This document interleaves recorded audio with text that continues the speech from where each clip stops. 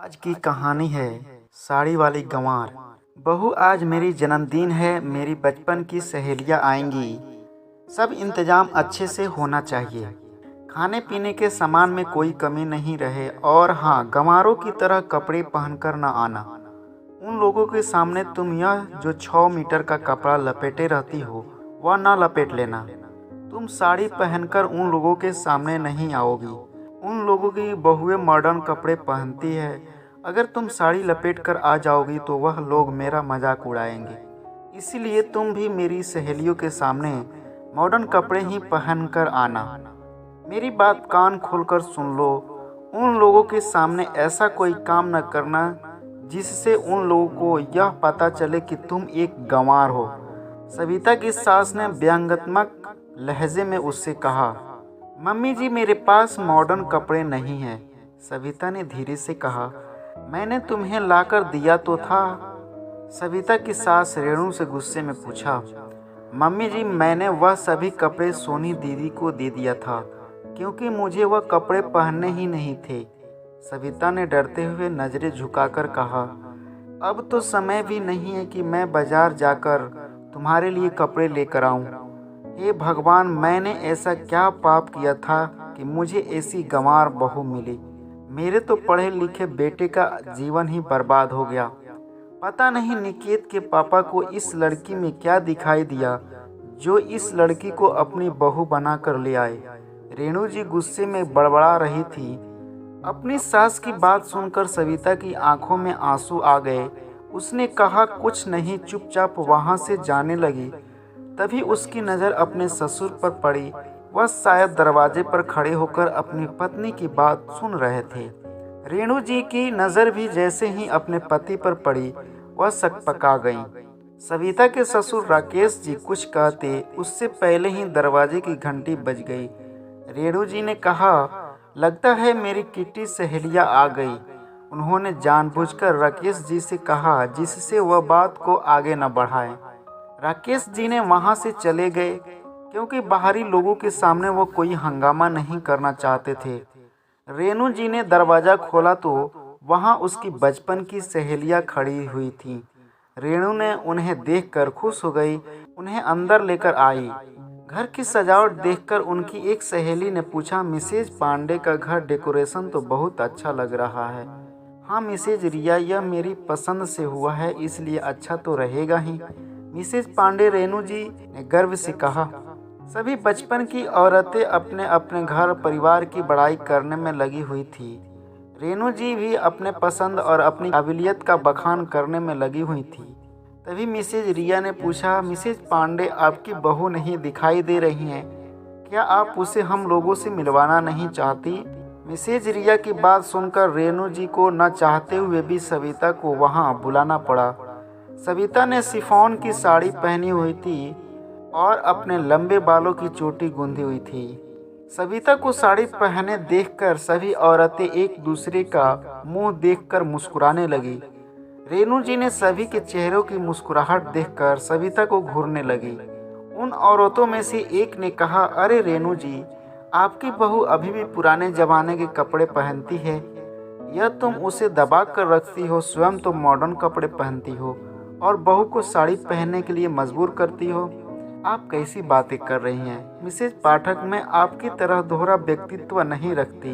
मैंने बहू पर कोई पाबंदी नहीं लगाई है। आपकी बहू की तरह मेरी बहू भी गंवारों की तरह रहना पसंद करती है। आज उसके कारण मुझे तुमसे ऐसी बातें सुननी पड़ रही है, वरना किसी की क्या मजाल कि मुझे कुछ कहे। आप इस समय मेरे घर पर हैं, इसीलिए मैं चुप हूँ, नहीं तो मुझे भी जवाब देना अच्छी तरह आता है। रेणु जी ने गुस्से में कहा। अरे छोड़ो, तुम लोग भी क्या बात लेकर बैठ गई। रेणु जी की बहू चाहे जो पहने उसकी मर्जी, इस पर बहस करने की क्या जरूरत है? मिसेज वर्मा ने कहा। मिसेज वर्मा की बात सुनकर सभी ने उसका समर्थन किया और फिर आपस में हंसी मजाक होने लगा। रेणु ने संगीत लगा दिया और सभी नृत्य करने लगी। जन्मदिन पार्टी शाम 6 बजे तक चली। उसके बाद सभी बचपन की सहेलियां वहां से चली गईं। अपनी सहेलियों के जाने के बाद रेणु जी ने अपनी बहू सविता को गुस्से में आवाज़ लगाई। सविता यहाँ आओ। सविता अपनी सास के सामने आकर खड़ी हो गई। फिर डरते हुए धीरे से पूछा, जी मम्मी जी, क्या बात है? आपने मुझे क्यों बुलाया है? तुमने कसम खा ली है क्या कि मेरी लोगों के सामने बेइज्जती करवाती रहोगी? रेनू जी ने गुस्से में दांत पीसते हुए पूछा। मम्मी जी, मैंने आपकी बेइज्जती कहाँ की है? मैंने तो आपकी सहेलियों के सामने कुछ कहा भी नहीं, तब अब ऐसा क्यों कह रही हैं? सविता ने धीरे से डरते हुए पूछा।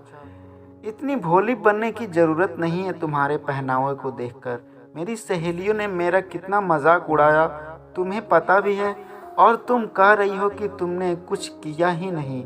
रेनू जी ने चिल्लाते हुए कहा। मम्मी जी, साड़ी पहनने से आपकी बेइज्जती हुई, यह बात मेरी समझ में नहीं आई। मुझे साड़ी पहनना पसंद है। मैं अपनी भारतीय संस्कृति को पसंद करती हूँ। मुझे पाश्चात्य संस्कृति का पहनावा नहीं पसंद है। रेनू जी ने परेशान लहजे में कहा।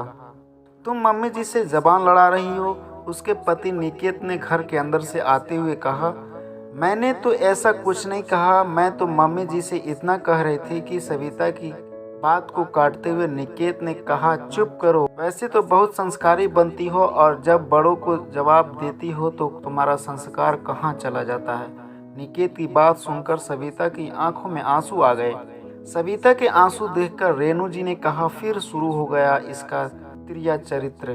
तुम माँ बेटे हमेशा सविता का अपमान क्यों करते रहते हो? मैंने तुम लोगों को कितनी बार समझाया है कि अपनी हरकतों से बाज आ जाओ, वरना मुझसे बुरा कोई नहीं होगा। सविता गंवार नहीं है, पढ़े लिखे गंवार तुम दोनों हो। मैंने जानबूझकर सविता को अपनी बहू बनाया है, जिससे मेरी आने वाली पीढ़ियों को भारतीय सभ्यता, संस्कृति और संस्कारों का ज्ञान हो सके। तुम दोनों ने तो भारतीय संस्कृति को ताक पर रख दिया है। तुम दोनों स्वयं गलत हो और गलत सविता को ठहरा रहे हो।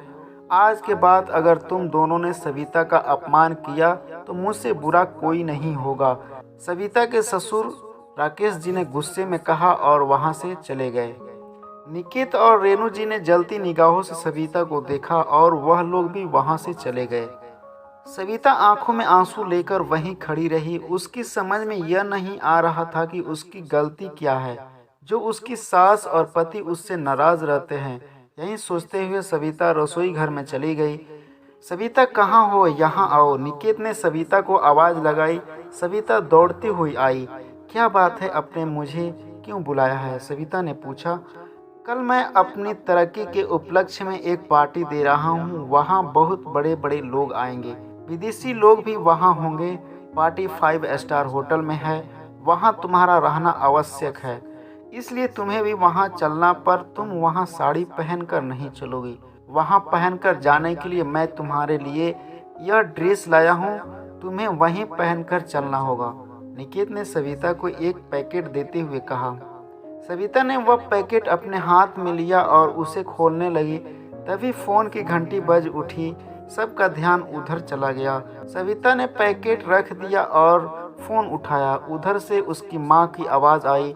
वह कह रही थी कि तुम्हारे पापा की तबीयत खराब है, वह तुमसे मिलना चाहते हैं। अपनी माँ की बात सुनकर सविता घबरा गई और उसने अपनी सास को अपने पिता की तबीयत के बारे में बताया और कहा कि वह अपने मायके जाना चाहती है। रेनू जी उसे मना करती। उससे पहले ही राकेश जी ने कहा, सविता, इसमें पूछने की क्या बात है?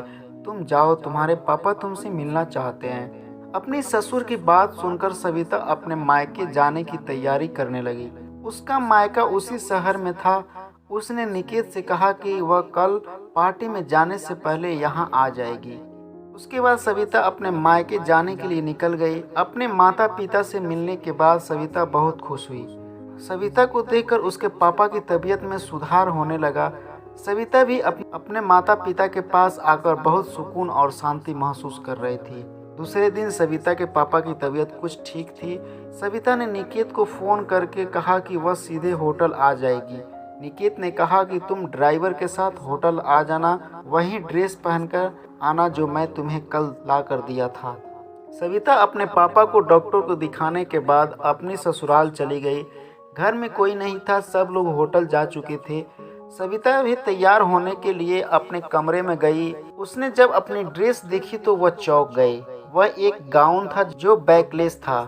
सविता ने उसे बेड पर फेंक दिया और अपनी अलमारी से एक कांजीवरम की साड़ी निकाली।